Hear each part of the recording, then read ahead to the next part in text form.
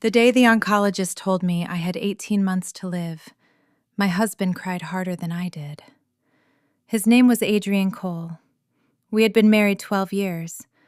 For 11 of those years, he had treated me like furniture in a room he was redecorating. He forgot my birthday 3 years running. He let his mother call me ungrateful at our anniversary dinner and said nothing. When my father died, he stayed at the office. When I miscarried, he sent flowers from his assistant. But on the day I was diagnosed, Adrian wept into my shoulder in the parking garage of the cancer center and told me he had been a terrible husband. He said he was going to spend every day making it right. He said he loved me. He said it like he meant it. I let him hold me. I let him drive me home. I let him cook a soft, careful dinner he had never cooked before in our entire marriage.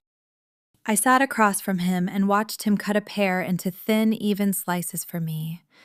And I thought about how strange it was that a man could perform devotion this fluently when he had never once practiced it. My name is Eleanor Cole. I am 41 years old. I am a senior forensic accountant.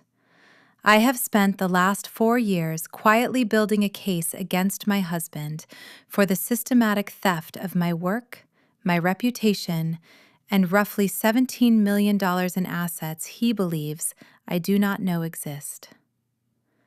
The diagnosis did not change my plan. It only sharpened the timeline. 12 years ago, I married Adrian when I was 29 and he was 33. I was a junior auditor. He was a man with a vague title in private equity and a confident way of speaking about money. My mother adored him. My sister Vivian, 2 years older, congratulated me with a thin smile. In the first year, Adrian was attentive in the way men are attentive when they are still establishing the lie. He praised my work.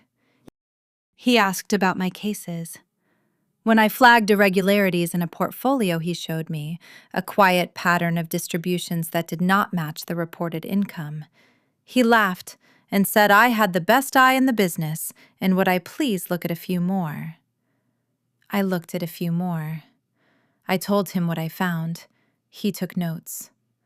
A month later, one of those entities was named in a financial publication as the breakout fund of the year. The fund manager was Adrian. The analysis he gave to the journalist was, almost word for word, mine. I read it at our kitchen table at 6 a.m. while he slept upstairs. He had not even bothered to paraphrase. I made coffee. I brought him a cup. I asked him about the article over breakfast and watched his face. He smiled at me and said, "Eleanor, you don't want credit for this. You want the actual money. Trust me, you're going to thank me." I said, "You're right." I said it warmly. I kissed his forehead. I went to work. That was the first time I understood what kind of man I had married. It was also the first time I opened a folder on a drive that did not live in our house. I called it Pear Slices. I do not know why. The name stuck. For 11 years, Adrian took my work and put his name on it. The patents, the trading models, the risk assessments he sold to 2 of the largest hedge funds in the city. He was promoted. He was profiled. A magazine called him a quiet titan. He framed the issue and hung it in his study. I never asked for credit again. I let him believe he had broken me on that first morning. I added everything to the folder. Vivian became his confidant in year 5. She came to our house every Sunday and went into Adrian's study and closed the door and stayed there for an hour. And she emerged with the laugh of a woman who has been confirmed in something. I served them both lemon cake and listened through the wall.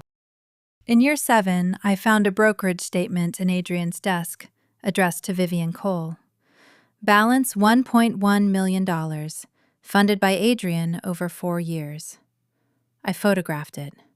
I returned it to the drawer. I added it to the folder. In year 9, I found the second set of books. Adrian had been running a parallel structure for 6 years.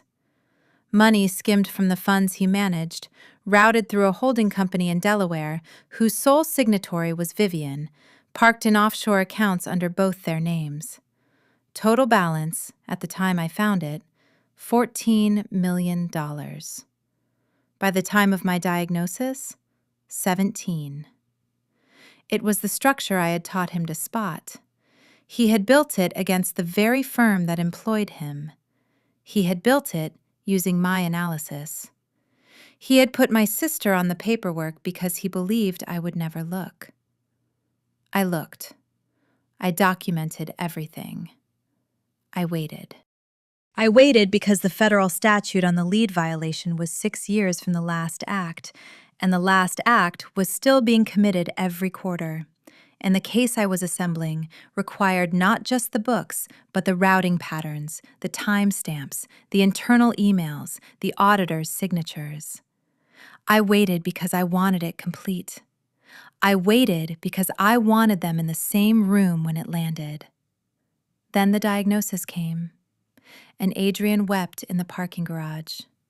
And I understood, in a way I had not understood before, that he was not weeping for me. He was weeping because if I died first, the marital assets would pass to him cleanly. If I died second, after a long, expensive illness, the same. Either way, the question of who built what would go in the ground with me. The magazine framing in his study would never be challenged. Vivian would inherit her sister's husband and her sister's house and her sister's standing, exactly as she had been preparing to. He had been sleeping with her for 9 years. I had known for 8. I went home from the diagnosis. I let him cut the pear. I let him kiss my forehead and tell me he loved me. And in the morning, when he left for the office, I picked up my phone and called a woman named Charlotte Reeves at the Federal Regulator's Office, with whom I had been in quiet correspondence for 14 months under a different name. I said, "I am ready to come in. I have everything." She said, "How soon?" I said, 2 weeks. I have a dinner to attend first. The dinner was Adrian's mother's 70th birthday. Eleanor's annual obligation, Adrian called it. 40 people at the family estate. Vivian and her husband Marcus would be there. Adrian's mother Sophia, who had called me ungrateful and never apologized. Adrian's brother Nathan, who managed the family trust. 2 of Adrian's senior partners from the firm, a magazine editor named Lucas Fenn who had profiled him twice. Every person whose opinion Adrian feared losing would be in one room. For 2 weeks, I let Adrian perform. He brought me tea in the morning. He scheduled my appointments.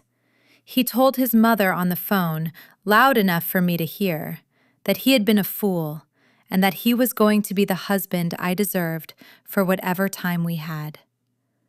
He told Vivian the same thing at our kitchen table on a Sunday, and Vivian put her hand over her mouth and said, "Oh, Adrian, you've grown so much." I sat between them and ate lemon cake. On the Tuesday before the dinner, Vivian came over alone. She found me in the garden. She sat down on the bench beside me and took my hand and said, "Ellie, I need you to know something. I've always loved you. I know we haven't been close, but I want to be there for you. I want to help Adrian take care of you." I looked at her, 43 years old, in a cream linen dress I knew Adrian had paid for. Her hair was lighter than it had been a month ago. She had been preparing to be the widow. I said, "That means so much to me, Viv." She squeezed my hand. Her eyes filled on cue. I said, "Will you do something for me at the dinner on Saturday? I've written something I want to say to the family. I'm not sure I'll have the strength. I want you to read it for me." She started to cry properly then. She said, Of course I will. It would be an honor." I said, "Thank you. I'll have it printed for you Saturday morning."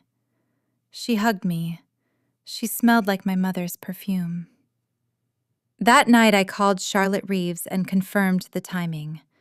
I called my attorney, a woman named Isabella Hart, who had been waiting on my signal for 11 months, and confirmed the filings would go in Monday at 9. I called my oncologist and got a clearer read on the prognosis. 18 months was the median. 3 years was within the curve. I had time. Not all the time I wanted. Enough. I slept that night better than I had slept in 12 years. Saturday came. The estate was lit up like a film set. Catering trucks in the drive, Sophia in pale blue at the door, Nathan by the bar, watching the room the way the trustee of a family fortune watches a room. Adrian moving through the crowd with one hand on the small of my back, introducing me to people who had heard I was sick and were composing their faces in advance. Vivian found me in the foyer. She was wearing dark green. She had the toast in her clutch. She squeezed my arm and whispered, "Are you sure you want me to read it? I can give it back to you." I said, "No, I want you to read it. I trust you." She glowed. We sat for dinner. Sophia made her toast first, about Adrian, about the legacy of the Cole family, about the importance of standing by one's family in difficult times. She looked at me when she said it. The whole table looked at me. Adrian put his hand over mine and squeezed. I did not squeeze back. Then Sophia said, "And now I believe my daughter-in-law's lovely sister has a few words from Eleanor herself." Vivian stood. She unfolded the paper. Her smile was already wet at the edges. She was going to do it beautifully. She was, I will give her this, a performer of the first rank. She began to read. "To my husband Adrian, who has been my partner for 12 years. To my sister Vivian, who has been like a second mother to him for 9 of them." The room laughed gently, the way rooms do when they think a joke has been made. "I want to thank you both for the education. I want to thank Adrian for showing me, in our first year of marriage, that the analyses I produced under his name would build him a career. I want to thank Vivian for showing me, in the 7th year, that $1.1 million is what a sister will accept to keep a secret." Vivian stopped reading. Her mouth was still open. Adrian said, "Eleanor?" Quietly. The way a man says a wife's name when he is about to ask her to stop. I stood up. I said, "Keep reading, Vivian, or I will." She did not. Her hand was shaking. The paper made a small, dry noise against itself. I took it from her. I read the next line. "I want to thank you both for the joint account in the Cayman Islands. Routing number ends in 4711. Balance, as of last Tuesday, $17,240,000. Funded over 9 years by the systematic skimming of client assets from the firm that currently employs my husband." Nathan put down his glass. I said, "I have the books. I have the routing patterns.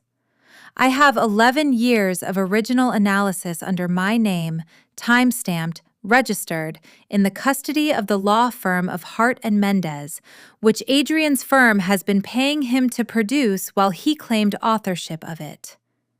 I have a sealed filing with the federal regulator that goes in Monday morning at 9. Adrian stood up. He said, "Eleanor, you are sick. You don't understand what you're saying." I said, "Adrian, sit down." He sat down. There is a thing that happens to a man's face when he realizes the woman he underestimated has been at work the entire time.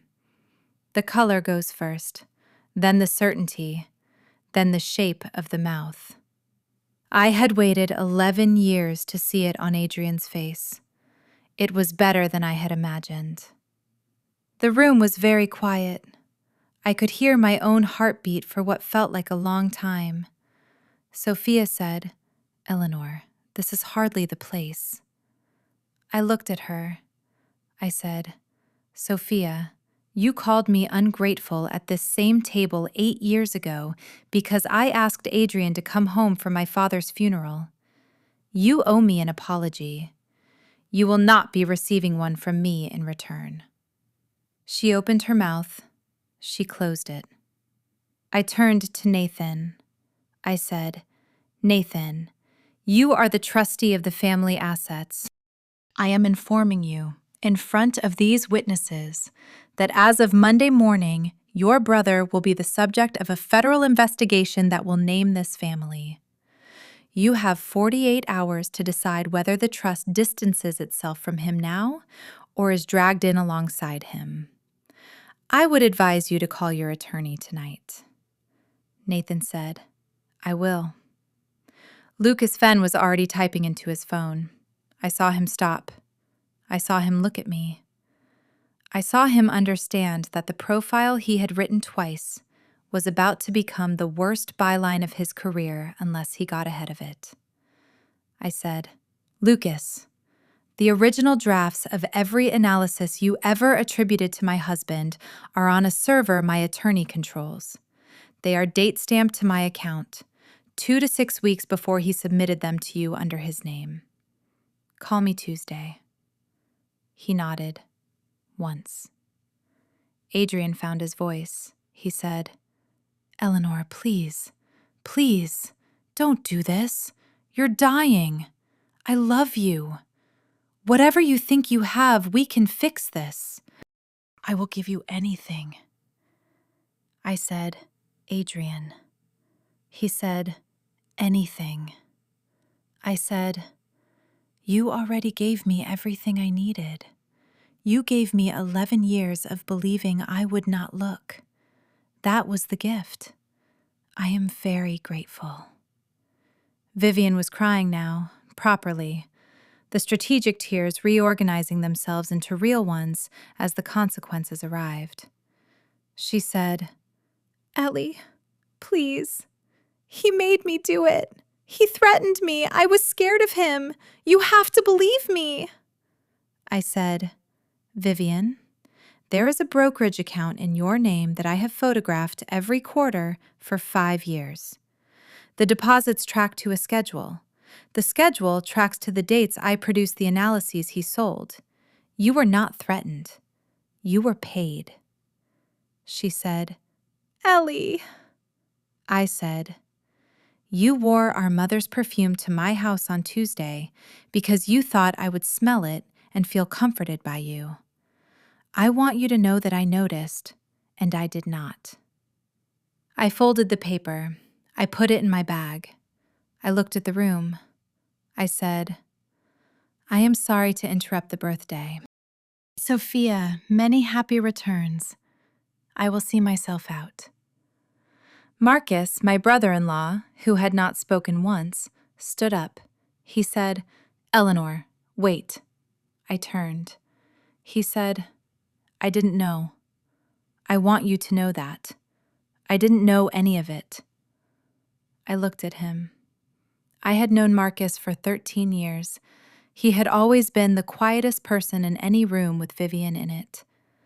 I said, "Marcus, I believe you. I am sorry. You will want to speak to my attorney before Vivian does. I'll have her call you tomorrow." He nodded. He sat down. He did not look at his wife. I walked out of the dining room. I walked down the hallway lined with photographs of Coles going back 4 generations, none of which had ever included me. I walked out the front door.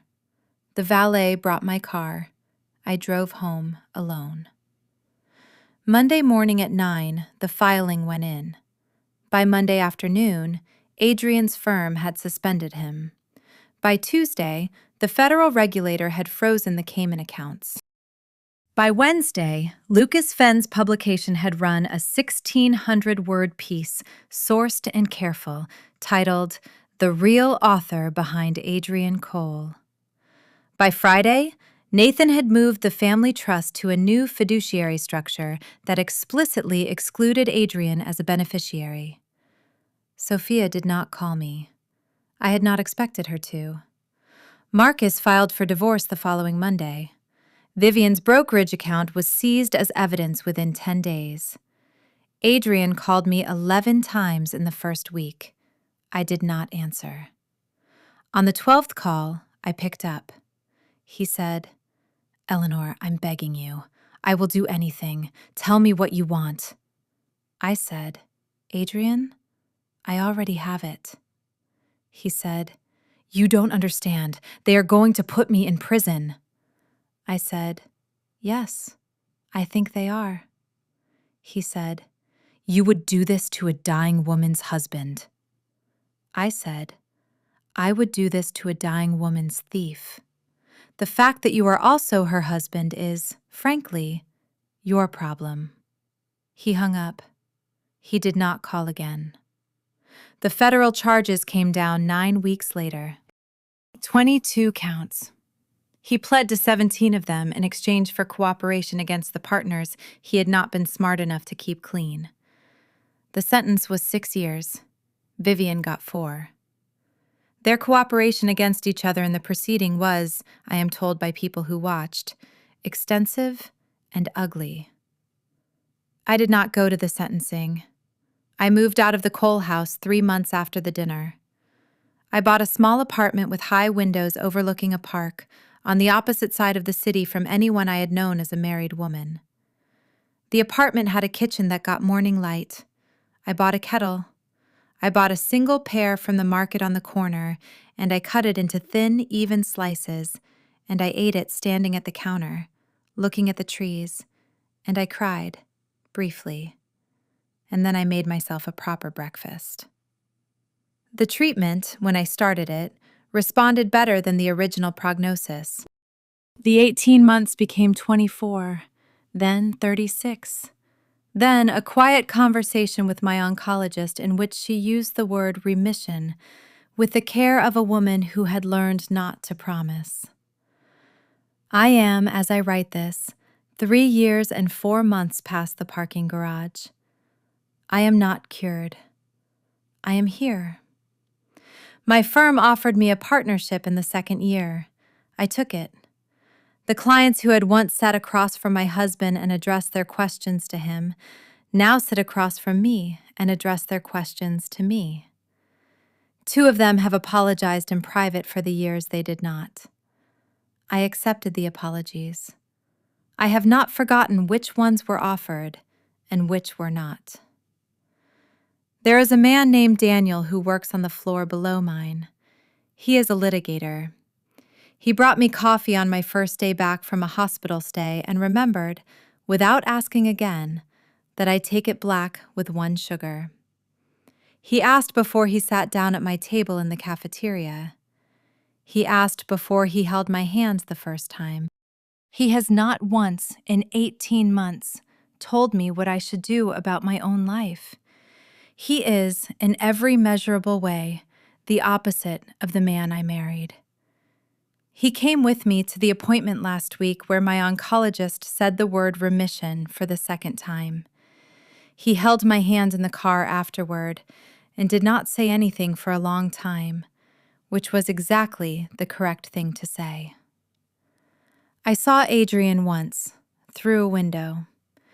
I was leaving a deposition downtown and a transport van was at the curb, and a man in a beige jumpsuit was being walked from the courthouse, and for a second our eyes met through the glass. He looked old. He looked like a man who had been wrong about a woman for a very long time and had just enough hours in the cell where he was going to understand it. I did not stop walking. I had a coffee at 4. Daniel was waiting. What I know now is this: the cruelty of being underestimated is also the gift. They tell you who they are when they stop watching you. They tell you what they think you cannot do when they do it in front of you. The folder you keep is the life they are building for you to inherit, if you are patient, if you are quiet, if you are willing to be the woman they need you to be for exactly as long as it takes. I was patient. I was quiet. I cut the pear into slices for 11 years.